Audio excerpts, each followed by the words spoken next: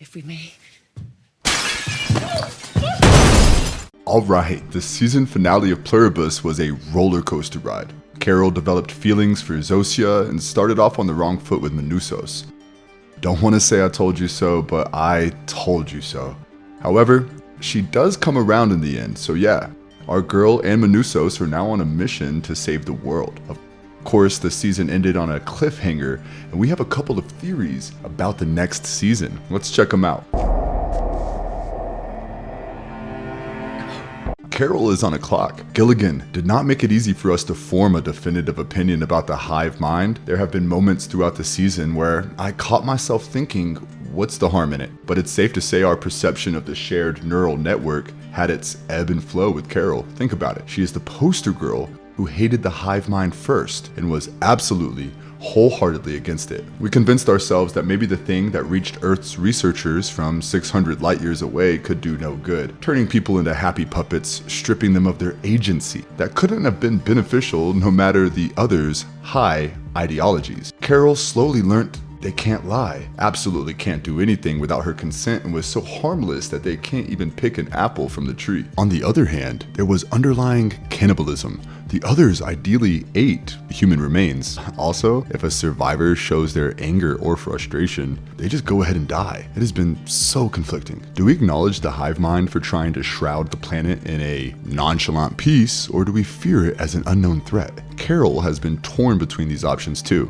On some days, she would need the joined individuals to help her. On others, she would push them away. However, once she learned that the conversion required one's stem cells and vehemently stated that she would never give hers, there was this sense of comfort Carol found, a reassurance that she cannot be forcefully converted. Carol went from being outrightly disgusted by the hive mind to finding an amicable ground between her and them. She really did think that she and the joined individuals could coexist. And she even convinced herself of all their good qualities. Carol disagreed with Manousos that they are not evil. She definitely did not want to destroy them, but sure, reversion was on the cards, bringing the people back to who they were. Now, Carol could have calmly dealt with the possible reversion techniques if she had not fallen for Zosia. Once that happened, she slipped. Her feelings took over her mind, and Carol almost stopped caring about what happens to humanity. Understandable. She found someone in the face of an apocalyptic chaos who stayed by her side no matter what tantrums she threw. Carol truly believed that she and Zosia could live happily ever after, given she was allowed to be herself. She did not think about saving the world anymore. Carol became selfish. She wanted the girl and took her last shot at being content. But boy, was she wrong. Firstly, it's difficult to have a person for yourself in this world because everyone is everyone and they will do whatever it takes to make anyone happy. There is no one special here, and no, Zosia as an individual cannot love Carol. She was and will always be the representative of the hive mind. Reality started dawning upon Carol as soon as Manousos entered the picture, but then again, she tried to be in blissful denial. She and Zosia took a vacation, all happy and mushy, when the truth bomb hit Carol that others have access to her stem cells. Yeah, from the time when she was freezing her eggs. Now, remember what John Cena said? They can't pick an apple, but can surely eat the one that has fallen on the ground. Carol did not give them her stem cells, and they did not deceive her. It just happened to fall into their lap. Carol is on a clock till they figure out a way to create stable cells. A month or a couple at max. Then Carol too would become a part of the hive mind.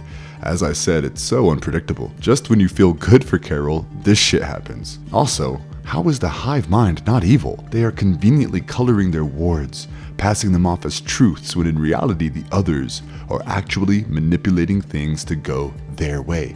The main question is, will Carol and Manousos' escapades actually save the world? I mean, she doesn't really have ample time, and my gut says there is a high chance that the others would outpace them. True, Manousos have picked up a valuable clue on how to bring an individual back. Yeah, the radio waves finally made sense. In season 2, we will probably see that the others' soul are floating on some frequencies, and to reach the actual person, he or she needs to go into a state of fit.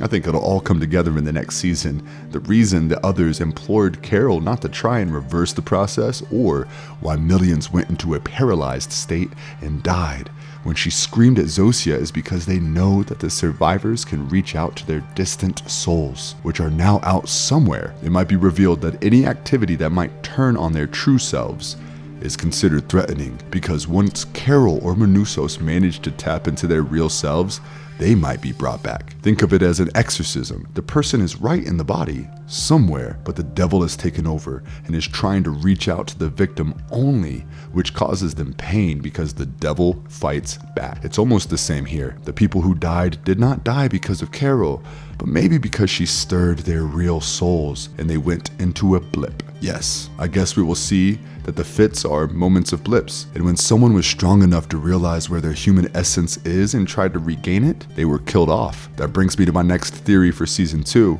It's probable that even the others don't really know the origin of the RNA sequence. They believe it to be Kepler 22b, but who's to say that it was actually so? Maybe they have been fed that info, and even if it was Kepler 22b from where Earth picked up a signal, it's possible that the Keplerians themselves were turned and we're just propagating it forward. So the thing that the hive mind on Earth is now aiming to do, we might very well see the Kepler 22b theory being debunked and witness a totally different conception story of the happiness virus. Fans on Reddit believe that witnessing actual aliens in season 2 might not be that far-fetched after all. I kinda agree. I don't think Kepler 22b is the answer. Probably they are victims too, and Gilligan is preparing to show us the true origin of this RNA nucleotide and make the goals of this contamination a lot more clear, because as of now, we still don't know what the hive mind, or apparently the Keplerians, actually want with this global peace setting. Manousos and Carol are our torchbearers, but Carol is a living time bomb. My belief is she wouldn't be able to make it. Maybe they will come a lot closer to the answers and the key to reversion, but Carol would end up being a part of the hive mind. Gilligan has already said that he has long-term plans for the show, so if Carol and Manousos solve the mystery and the world goes back to how it was, I am not seeing any chance that Pluribus would go beyond 2 seasons, but it's supposed to. The only way that can happen is if we get to see the world through a joined Carol's perspective, making things even more difficult for Manousos. They don't have access to his stem cells. I am hoping they will keep it that way because I'm ready to see him as the main propeller of this story. Thus, season 2 will be a lot more tense and time sensitive for Carol. Carol and Zosia's fate are hanging by a string. It was actually painful to see Carol and Zosia break up. I am not sure if it counts as a breakup in the literal sense, but hey, walking away from situationships can be hard too. We know that too well. Carol's heart was breaking. Betrayal, loss, rage, hopelessness. Everything was evident on her face, but trust me, it's not the end of their story. Vince Gilligan doesn't establish a character so well. If he does, not give a rat's ass about them. Zosia still has a lot more role to play in the show. Carol and Zosia meeting again in the following season is absolutely on the table. Yeah, there might be moments when Carol would demand a different chaperone, but Zosia would eventually find her way back into the picture. That makes one think about the genuineness of their relationship. The hive mind sent Carol someone who was the woman of her dreams. Raven. Zosia looks like a female version of Raven, Carol's brainchild whom she never brought to life in the Waikaro series. The hive mind knew that in due time she would be able to pull down Carol's guard. I can't say they were tricking her exactly. They were doing everything that would make her happy. Maybe not Carol herself, but we all saw her falling for Zosia. But we don't know whether Zosia ever felt anything for Carol. She is ideally a tool by the hive mind to distract Carol, give her company and make her happy while they quietly try to convert her. That sounds like manipulation to me. But Carol saw all of that coming. She can't be that naive.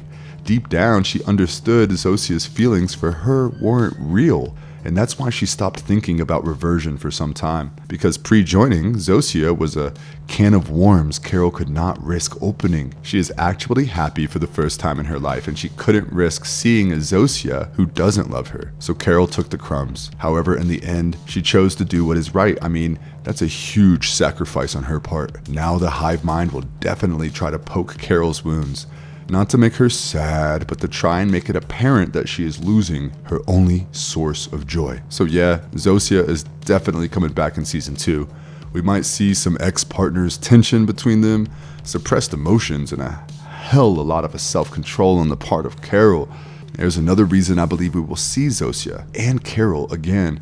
The latter might be living her own book, The Blood Song of Waikaro. The protagonist, Lucasia, feels forced to execute her lover Rabin out of a sense of duty. That means Carol may agree to let go of Zosia and disconnect from the hive mind. I mean, we also have Manousos' peer pressure working here.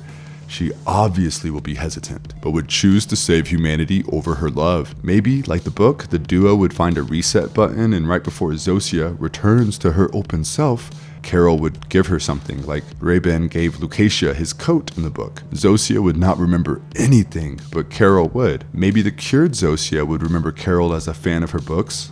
Oh God, that would be even more difficult for her. Carol would definitely be going through a heart-wrenching journey in season 2. Where she would have to constantly battle her feelings and probably forfeit Zosia forever. Or there is a chance that Carol would finally succumb to love and go against reversion. Over time, she would realize that she cannot live without Zosia. The woman did lose her lover once. It's entirely possible that she would choose not to when given the chance. But then again, she won't transform. The only possible way is for her to retrieve her frozen eggs and destroy them. If she succeeds in this adventure, once that's done, there's nothing stopping Carol from returning to Zosia. Carol knows having Manousos to help would only speed up the process, and the entire saving humanity is an act. She just wants to save herself and get the fuck out of this shit.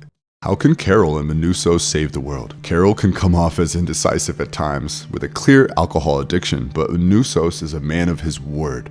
From whatever bits and pieces we saw of him in this season, it's easy to paint him as someone who is extremely ethical, determined, and takes his convictions seriously. Manousos is in a lot better position to save the world than Carol. For starters, his goal is not compromised by personal feelings. Plus, he has had some breakthrough with the radio frequencies and is drowning himself in books, picking up terms like loops and antidote. He might be dangerous. Manousos is ready to play dirty and guiltlessly harm the others in the final episode. That being said, he is the only one who can interfere and maneuver his way around the radio waves. He is all prepped up. Now, what role does Carol have in here? Well, there are two options. First, she would acknowledge all the intel Manousos has and just ask him to calm the F down. Manousos might know how to work his way around a ham radio, but Carol knows how to work her way around the hive mind. So Carol would bring the composure to the table. Never saw that coming though, and help Manousos figure things out without making things worse. But that won't be without its struggles. There's the language barrier, and the two have polar opposite personalities, which means we can see quite a lot of difficulty while Carol and Manousos try to find a middle ground. Let's say their teamwork pays off. They manage to pull the people out of the hive mind, but what happens after that? I don't see the world going back to normal just the way it was, like the others woke up from a bad dream. Now the second option is the atom bomb. Yeah, Carol actually got one this season. Bringing people back to their Nora sense is a monumental task, and if the world just ends up in more misery than what it is right now, it would be frustrating to say the least. Not to mention Carol is putting Zosia at risk. A reverted Zosia might or might not love her back. But what if she hates her? Carol won't be able to gulp that down. Manousos too might be disillusioned if he sees people being jackasses once brought back to normal.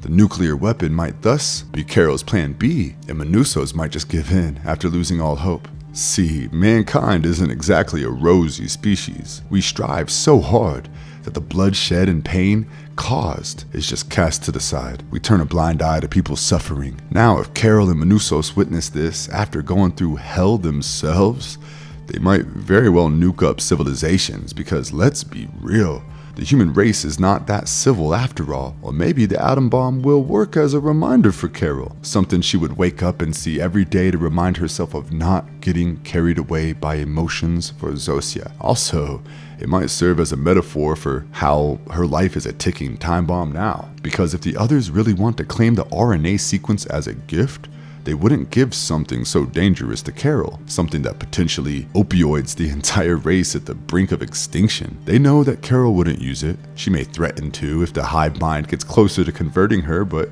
would never actually go ahead with it. Thankfully, Apple has confirmed a new season of Pluribus, and the cast and crew are expected to start working sometime in early 2026, but the wait is going to be long. The next batch of episodes is not likely to air before 2027. However, I am sure Gilligan would make our wait worth it.